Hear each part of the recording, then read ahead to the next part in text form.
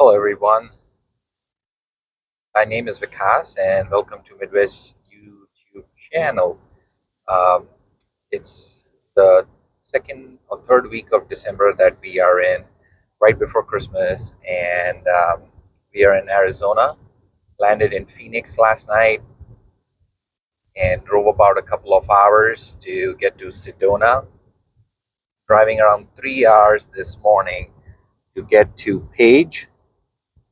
And the main attraction over there is to go and check out the Antelope Canyon, Navajo, I think that's what it's called. And we have tickets to go to the Upper Canyon. So can't wait to get there and see the scenic views. From what I understand, the best time to go usually is between March and September or maybe October in the Upper Canyon. So when the light beams come, you get really great picture shots, and that too in the afternoon time. But it just worked out for us to be here in December. So let's try to make the best we can. So after almost 3 hours of driving, we are finally here. There's not much here in terms of human development, uh, but this is right in the middle of the canyons. From what I understand, there are these brother and sister um, who run this show. So I think this one is the sisters and the other one is the brothers. You cannot go inside the canyon till you are accompanied by one of these tours.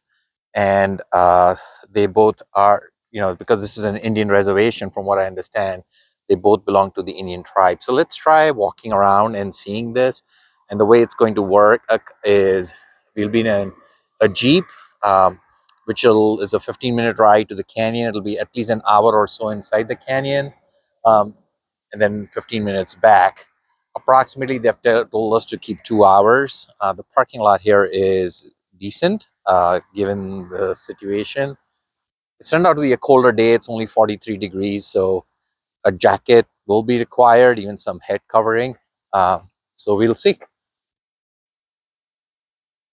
So when you walk in, there are these stands where you check it. After checking in, you sit, and then the bus comes. This is the tour that we booked, and I think here is the other one. We'll go closer to see the pricing as well as the do's and not do's, so to speak. So here's the pricing, around $80, and it's more expensive in the Upper Canyon than the Lower Canyon because of what it has to offer.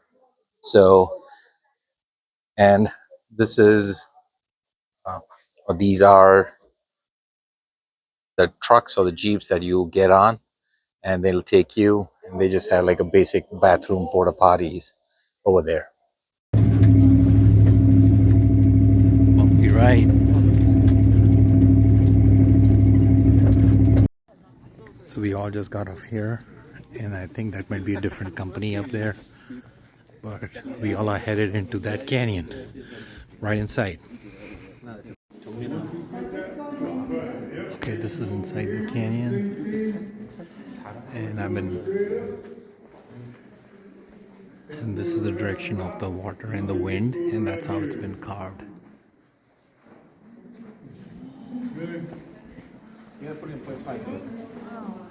This is amazing.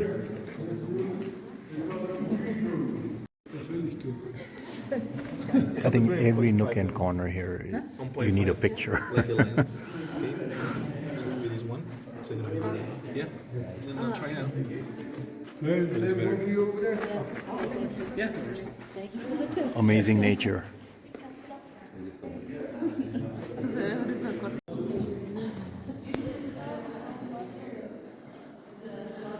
So as you can see, there are no dirt, no nothing, no garbage, no porta potties, no water bottle allowed, no selfie sticks, nothing.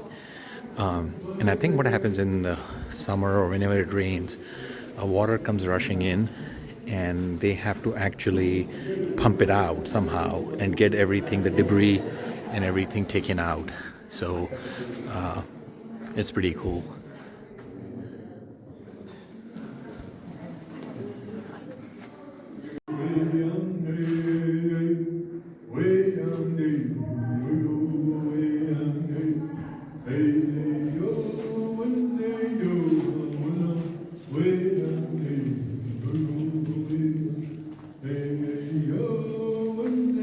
That's our tour guide saying a traditional prayer.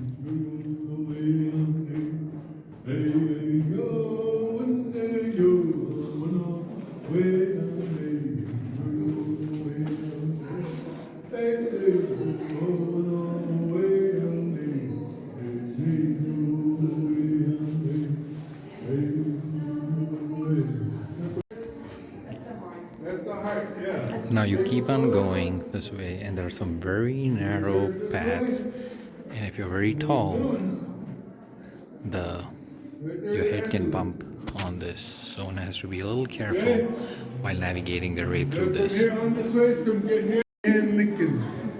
You see Abraham Lincoln? Yeah, come over here. Right there's the chin, the pointed nose, the eyes, and the hat. Right there, all the way to the top.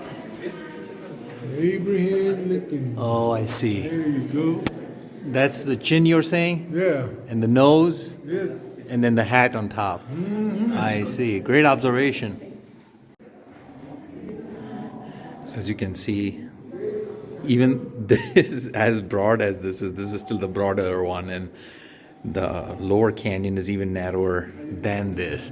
I stand corrected in terms of the rain. So when it does rain, I was told it flushes itself out, and when it flushes itself out, then they reopen the tour the next day. Sometimes if the water is as knee deep, then it could take up to 45 minutes to an hour for the water to go through. Any debris that falls usually gets caught up and washed out, is what I'm being told. But then you can see we humans obviously like throwing gum wrappers and other things out here. So it is cool down here. Do recommend wearing a jacket or some kind of a sweatshirt. It's approximately, I would say, 45 degrees inside here, Fahrenheit. So pretty neat. I'm sure this has taken thousands of years for the water and the rain, but you can see all along the lines of erosion.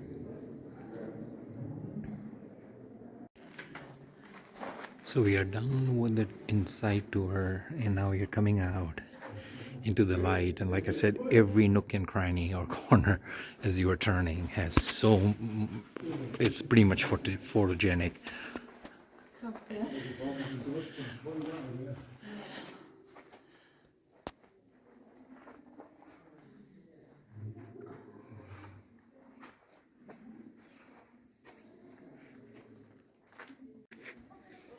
Okay, so we can climb up a little bit and then take pictures and the views. And what we were told is they had put epoxy here to protect the rocks, but they had a hard time blending things in. Then with the flood, it would get washed away, so they kind of left it the way it is and let nature take its course.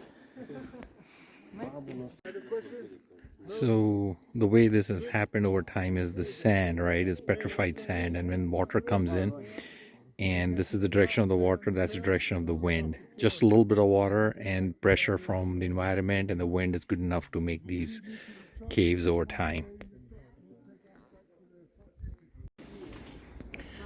And you can see again the wind direction 45 degrees, and this is the final end of the tour.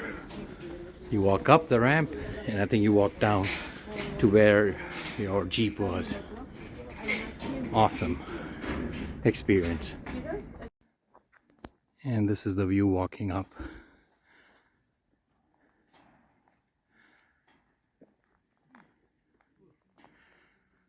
Doesn't get any better than this.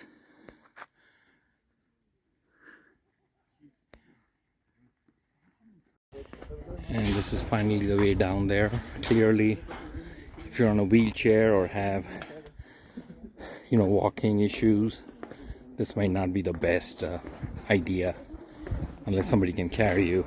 But yeah, those are our jeeps down there.